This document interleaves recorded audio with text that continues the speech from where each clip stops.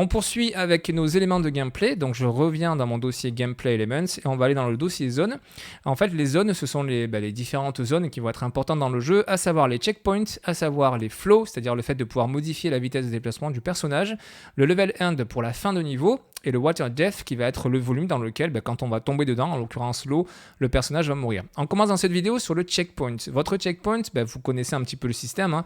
Ça va vous permettre au fil de votre niveau de dire que quand votre personnage va traverser telle ou telle zone, alors à ce moment-là, ça va automatiquement l'enregistrer comme la dernière zone qu'il a traversée, et donc s'il meurt, il va être automatiquement TP ici. Ça permet de ne pas recommencer à chaque fois dès le début. Si vous estimez dans le cadre du concours que votre niveau doit être recommencé depuis le début pour faire du trial, etc., il suffit de ne pas utiliser de checkpoint, il n'y a pas de problème avec ça. Comment est-ce qu'on va l'utiliser? Il suffit de prendre le checkpoint ici et de venir le glisser là où vous souhaitez. Donc si je le prends et que je l'amène ici, ça va me permettre de faire quoi? De dire que quand le personnage va traverser cette zone, ça va être enregistré comme un checkpoint. Si ensuite je mets un autre checkpoint, par exemple ici, et si on suit le déplacement du personnage, c'est-à-dire qu'il doit venir vers là puis partir vers là-bas, une fois qu'il aura placé ce deuxième checkpoint, le premier sera toujours présent sur la map mais il ne sera plus actif. Ce sera celui-ci qui sera activé et donc à chaque fois que le personnage va mourir, il va revenir sur le dernier checkpoint qui aura été validé. Plus précisément, regardez un petit peu de quoi il est constitué. Il est constitué d'une boîte aux lettres qui permet, quand on passe dessus, il y a la poignée rose qui s'active, Made in Babar, merci Babar, et du coup ça permet juste de montrer en fait que c'est bien activé.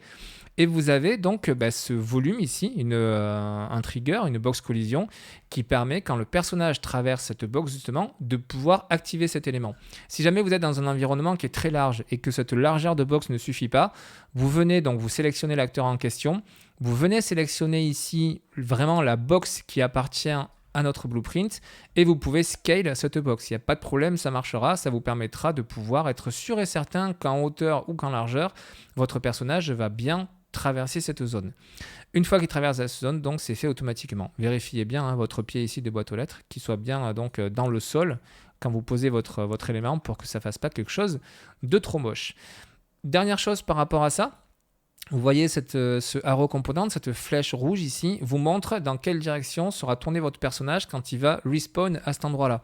Donc si vous faites une rotation, cette fois-ci de votre acteur complet, pas uniquement de la box, attention, vous prenez votre acteur et vous faites une rotation, ça vous permet d'être sûr et certain que quand votre personnage va donc respawn, il sera tourné dans la direction de cette flèche rouge. Libre à vous d'ailleurs de mettre ça très proche du bord pour que le personnage ressaute en étant pressé de vouloir jouer et qui reperde une vie de plus rapidement. Si vous voulez en faire un jeu de rage, il n'y a pas de problème avec ça. Donc voilà comment ça fonctionne. La petite démonstration, elle est là. Si je lance le jeu, que je ne passe pas sur la box et que je me noie, je vais revenir au tout début de notre jeu. Voilà qui est fait. Et si par contre, j'utilise Ok. Je disais donc, et si par contre j'utilise, donc je vais utiliser le chemin classique. Là, je suis passé par une box qui me ralentit, on va la voir dans un instant. Donc si je traverse ma box, la boîte aux lettres, vous avez vu, s'est levée. Et là, si je me noie, je vais revenir cette fois-ci directement à l'endroit donc du trigger qui est ici. Et ainsi de suite, si j'avance, ça se passera comme ça.